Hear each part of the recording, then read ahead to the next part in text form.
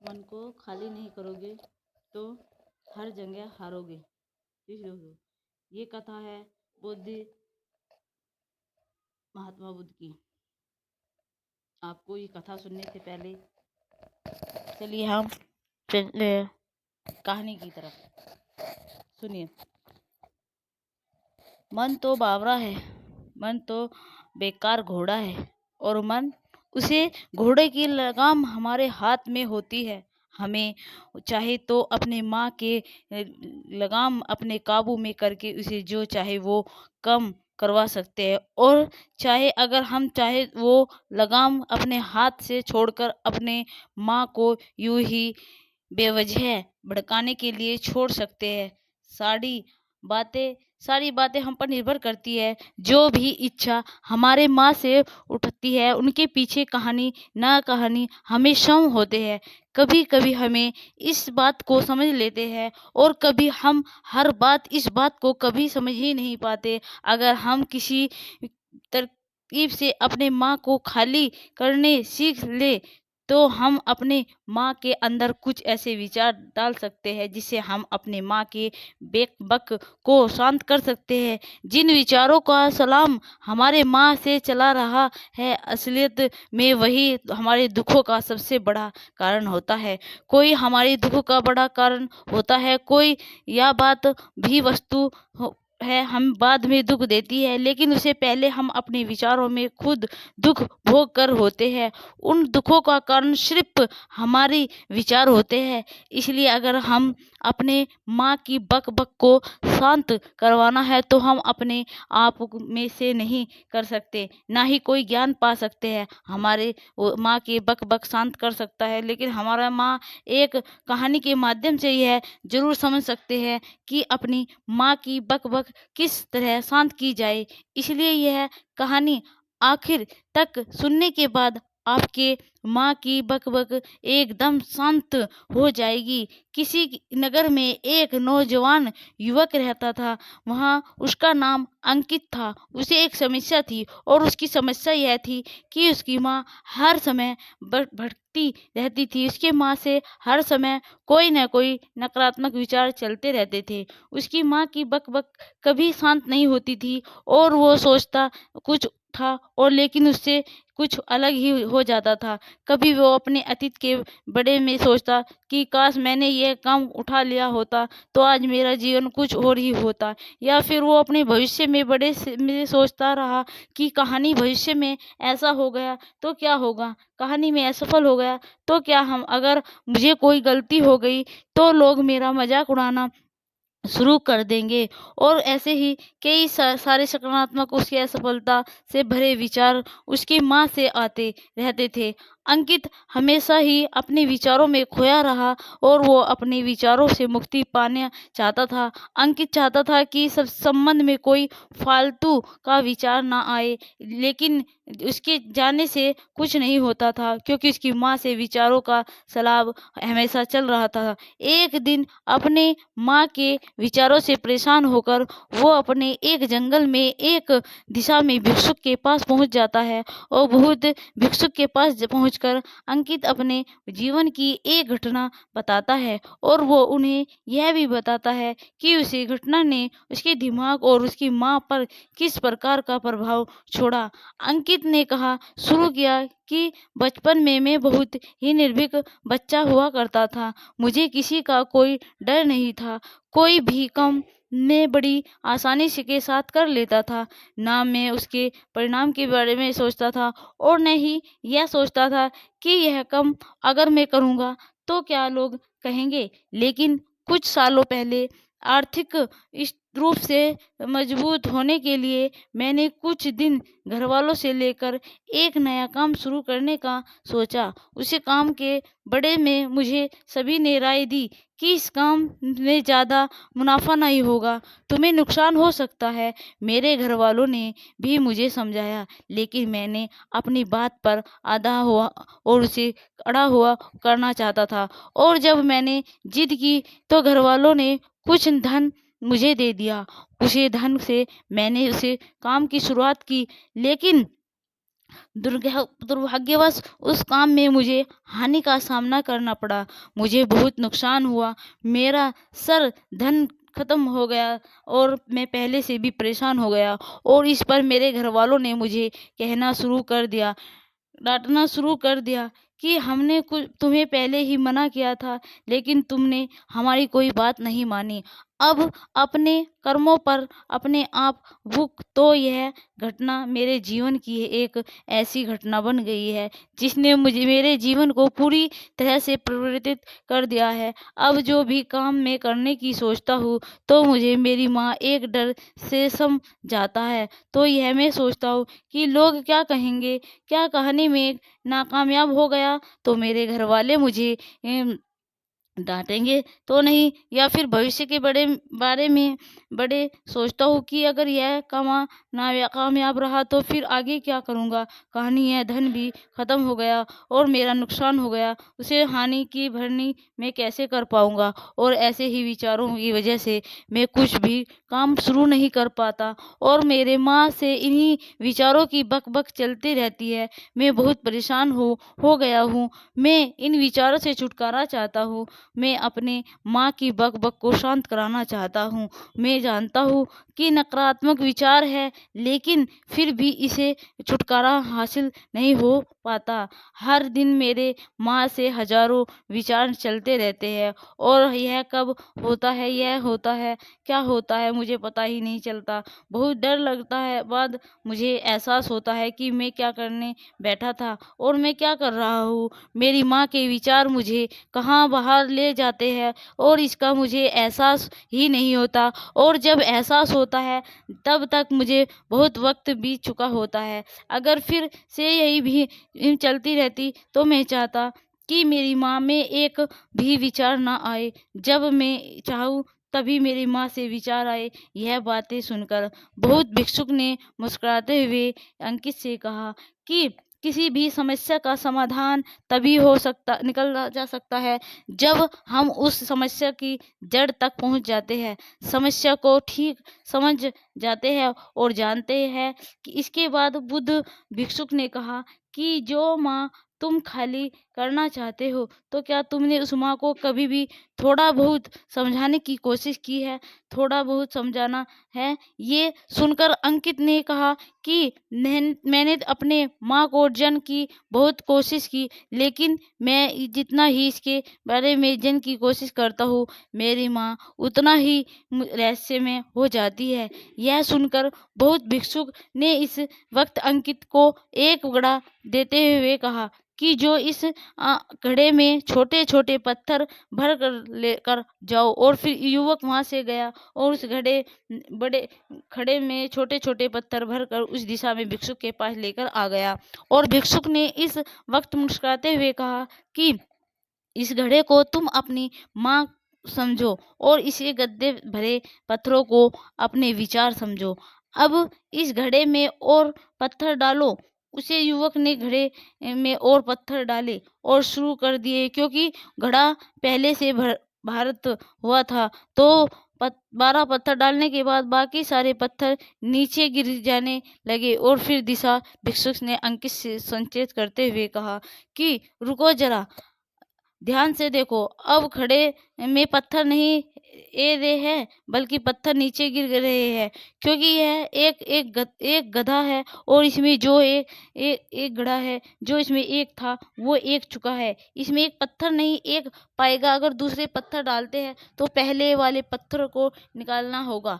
यह सुनकर उस युवक ने कहा कि गुरुदेव, मैं आपकी बात समझ गया हूँ कि आप मुझे क्या बताना चाहते हैं। हमें अपनी माँ को विचारों से खाली कर देना होगा। यह सुनकर बहुत भिक्षुक मुस्कुराने लगे और कहा कि पहले मेरी पूरी बात तो सुन लो, उसके बाद माँ को खाली कर लेना। फिर बहुत भिक्षुक ने उस युवक को कहा कि हमारी माँ एक घड़े के बिल्कुल उल्टा है, क्योंकि घड़े तो तुम पत्थरों से भर सकते हो, लेकिन माँ के विचारों से नहीं भर पाओगे, क्योंकि माँ तो हमेशा खाली राहत है। यह सुनकर उसे युवक ने कहा कि यह गुरुदेव, मुझे आपकी बातें कुछ में समझ नहीं आ रही है। माँ अगर खाली राहत है तो फिर हम उसे खाली करना क्यों चाहते हैं? फिर माँ को खाली करने की क्या आवश्यकता है? इस पर दिशा भिक्षुक ने उसे कहा कि इस घड़े में एक-एक करके पत्थर को बाहर निकालो। इस वक़्त ने हमेशा ही किया है। वो घड़े में एक-एक करके सारे पत्थरों को बाहर निकालता रहा और ऐसा करते-करते आखिरकार घड़ा खाली हो गया। और उस बहुत भिक्षुक ने उससे कहा कि देखो, तुमने जब एक-एक करके तुमने पत्थर को बाहर निकाला तो ये घड़ा खाली हो गया। अब तुम इस घड़े को कोई भी पत्थर डाल सकते हो, दूसरे भी पत्थर डाल सकते हैं या फिर उन्हीं पत्थरों को दोबारा डाल सकते हो। आधा भर सकते हो या फिर पूरा भी भर सकते हो। यह सुनकर वो युवक कहता है कि गुरुदेव, मैं भी तो यही कह रहा हूँ कि मुझे अपनी माँ को खाली करना है। यह तो एक पत्थर है जिसे आसानी से निकाला जा सकता है और खड़े हो खाली किया जा सकता है। लेकिन गुरुदेव, मैं अपनी माँ को खाली कैसे करूँ? इस पर दिशा भिक्षुक ने कहा कि इस घड़े में एक पत्थर डालो और 2 पत्थर निकालो।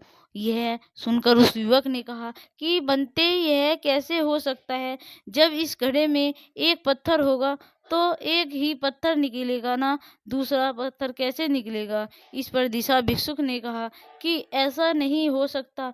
तो फिर ऐसा करो कि इस घड़े में 2 पत्थर डालो और एक कर निकालो। इस पर अंकित ने कहा कि महाराज, ऐसा भी कैसे हो सकता है? यह कोई चमत्कारी घड़ा तो नहीं है कि एक डालो तो 2 निकाल जाएंगे, तो डालो तो कर निकल जाएगा। ये सुनकर भिक्षुक ने कहा कि ये घड़ा तो चमत्कारिक नहीं हुआ, तुम्हारी माँ तो चमत्कारिक है। इसमें उसमें से अगर तुम एक विचार बाहर निकालते हो तो उसके साथ 2 विचार आते हैं, और अगर तुम 2 विचार को निकालते हो की कोशिश करते हो तो उसके साथ कर विचार आते हैं, और फिर ऐसा करते-करते विचारों की एक लंबी श्रृंखला बन जाती है और फिर तुम कहानी नहीं रुकते, एक के बाद ऐसे विचार पढ़ते जाते हो। यह मिट्टी का घड़ा तो पत्थर से भर जाएगा, लेकिन तुम्हारी माँ कभी नहीं भरेगी। वह तो हमेशा खाली है, वह अपनी माँ से कुछ खाली नहीं कर सकता। यह इस माँ की माया है कि सब कुछ लोग लेकिन फिर भी कुछ नहीं है। इस पर उससे युवक ने कहा कि बनते, मैं आपकी बात समझ रहा हूँ, लेकिन क्या मैं हमेशा अपने विचारों के जाल में ऐसा ही फंसा रहूँगा? क्या इस माँ के माया जाल से निकलने का कोई रास्ता नहीं है? यह सुनकर दिशा भिक्षुक ने कहा कि इस मिट्टी के घड़े में आधे पत्थर भर दो। उसे युवक ने ऐसा ही किया। फिर बहुत भिक्षुक ने कहा कि अब इन पत्थरों में से कोई एक पत्थर चुनो और उसे पत्थर की एक छोटी सी मूर्ति बनाकर मुझे दे दो। मैं जानता हूँ कि तुम एक अच्छे कलाकार हो। अंकित ने एक पत्थर निकाला और उस पत्थर को दिशा में भिक्षुक के सामने तसते लगा। पत्थर को तसते वक्त उस लगा कि पत्थर अच्छा नहीं। फिर उसने दूसरा पत्थर खड़े से निकाला, लेकिन उसे वह पत्थर भी पसंद नहीं आया। फिर उसने तीसरा पत्थर निकाला, लेकिन वह तीसरा पत्थर भी उसे पसंद नहीं आया। उसका रंग अच्छा नहीं था। ऐसा करते-करते उसे सभी पत्थरों को बाहर निकाल दिया। उसे युवक को ऐसा करते हुए बहुत भिक्षुक बड़े ही ध्यान से देख रहे थे। फिर बहुत भिक्षुक ने उनसे कहा कि जो तुमने सबसे पहले निकाला था, उसे पत्थर को यह समझकर तराशो कि इसके बाद तुम्हारे पास कोई पत्थर है ही नहीं, और यह एक-एक पत्थर तुम्हारे पास है। फिर उसे युवक ने जैसा गुरुदेव ने कहा इस तरह एक-एक पत्थर को लेकर तराशना शुरू किया, और उसने उसे पत्थर को एक-एक बहुत ही सुंदर मूर्ति का आकार दे दिया। उसे मूर्ति को दिशा भिक्षुक का भेंट करते हुए उसने कहा कि गुरुदेव, इस पत्थर से इतनी मूर्ति शक्ति थी, मैं सोच भी नहीं सकता था। उसे युवक की बात को सुनकर भिक्षुक ने कहा, जब मेरे पास कोई दूसरा विकल्प में नहीं होता, जब उसी विकल्प से ही संपूर्ण ऊर्जा लगाते हैं और इसको सबसे बेहतर बनाते हैं, और जब हमारे पास कई सारे विकल्प होते हैं तो हमें पत्थर चुन भी नहीं पाते और मूर्ति बन भी नहीं पाती। हमारा माँ भी एक विचार के पीछे हजारों विकल्प खोल कर रख देता है और एक मुख्य विचार को छोड़कर उन हजारों फालतू के विचारों में से उलझा कर